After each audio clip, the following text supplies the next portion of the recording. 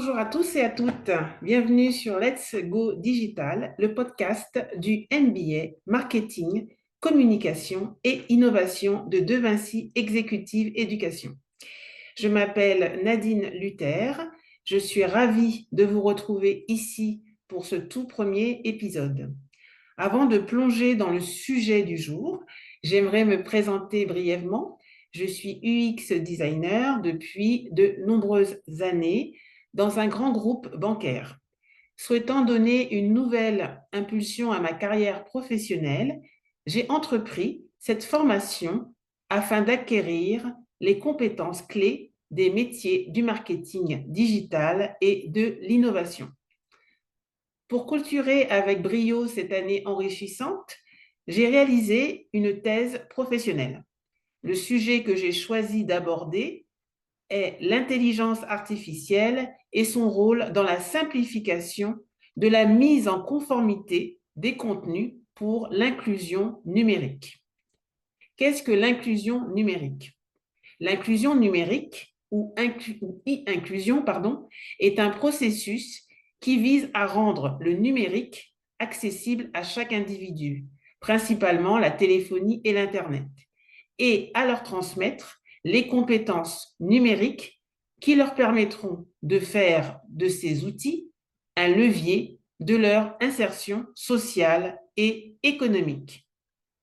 Dans l'ère numérique actuelle, garantir l'inclusion de tous les individus, quelle que soit leur capacité, est essentiel. Les IA ont permis d'ores et déjà de développer de nombreuses technologies pour faciliter le quotidien des personnes en situation de handicap, tels que les sous-titrages automatiques, la transcription automatique en langue des signes ou encore la description sonore. On estime que 13 millions de personnes sont handicapées en France. C'est un chiffre sous-estimé, car tous ne déclarent pas leur handicap. Il est donc très difficile de recenser les personnes en situation de handicap entre celles qui ne déclarent pas leur handicap, celles qui ne l'acceptent pas et celles qui ont du mal à savoir qu'elles ont un problème. Le chiffre officiel est qu'une personne sur 5 est handicapée. 80% des handicaps sont invisibles et se décomposent en 5 grandes familles de handicaps: moteur, sensoriel, intellectuel, psychique et maladies invalidantes. Les personnes en situation de handicap sont atteintes par une déficience visuelle: le daltonisme, l'électronisme, la déficience auditive et également un handicap neurologique et cognitif. Ces dernières rencontrent également des difficultés pour accéder à l'information de manière fluide et simple, en raison d'une navigation complexe, de problèmes liés à certaines polices de caractère ou de contraste, de style, de problèmes de mise en page, d'actions qui nécessitent l'utilisation d'une souris, ou encore de pop-up difficiles ou impossibles à fermer. On ne va pas se mentir, c'est l'affaire de tous. Les préjugés ont la vie dure. L'accessibilité numérique est encore aujourd'hui une contrainte pour certaines entreprises. À l'heure actuelle, on peut constater que ces dernières estiment que l'accessibilité n'est pas rentable et peut engendrer un coût dans le cas de développement de contenu accessible, alors que cela devrait être un réflexe et servir de fil conducteur. Mal leur en a pris, car ignorer l'accessibilité numérique peut entraîner des complications juridiques et isoler une grande partie des clients potentiels.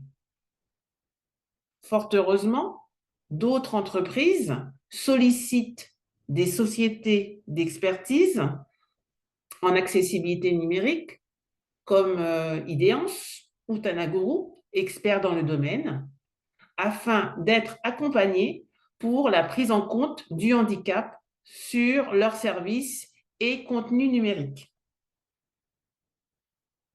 Selon l'Observatoire du respect des obligations d'accessibilité numérique, révélé lors de la 5e édition de l'A11 Paris Conférence des 25 et 26 juin dernier, seuls des sites respectent, seuls 3% des sites respectent leurs obligations d'affichage du niveau de conformité et 0,5% sont totalement conformes. Je rappelle que l'accessibilité du web est l'obligation pour les sites web d'utiliser des outils et des technologies destinés à faciliter la perception, la connaissance, la contribution, la navigation et l'engagement d'une personne handicapée sur le site.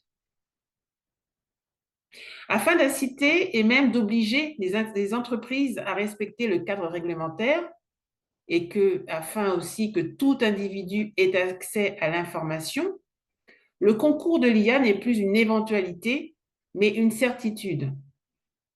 Comme je l'ai indiqué précédemment, l'IA offre de nombreuses possibilités pour améliorer l'accessibilité numérique et contribuer à l'inclusion numérique.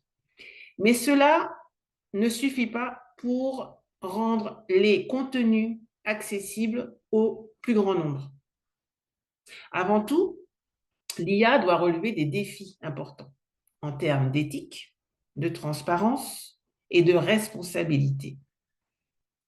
Et plus particulièrement au niveau du traitement des données, qui ont comme résultante les biais algorithmiques, qui engendrent des discriminations et inégalités.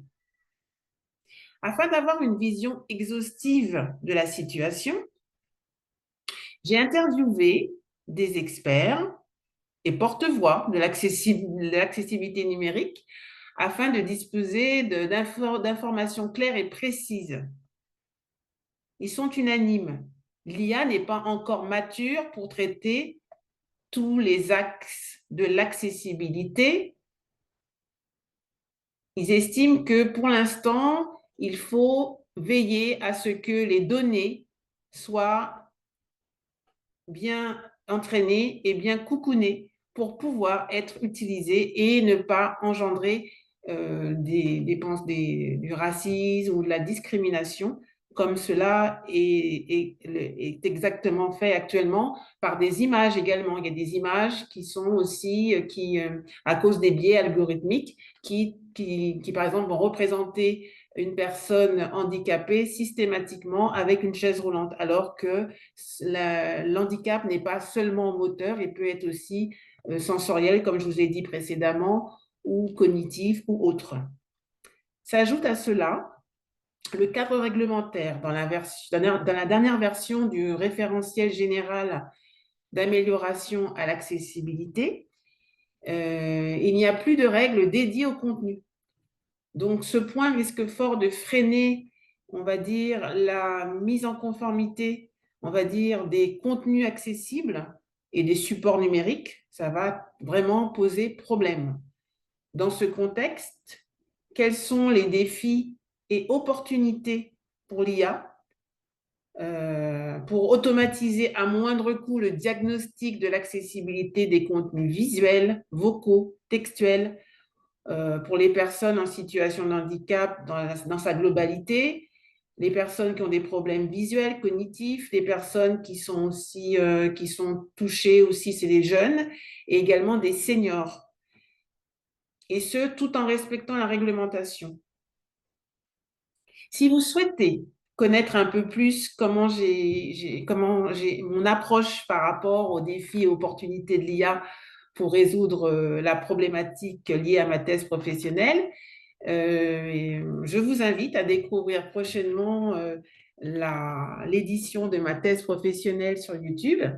Pour plus d'informations, n'hésitez pas à me contacter via ce canal et nous pourrons partager. Merci beaucoup pour votre attention et à très bientôt.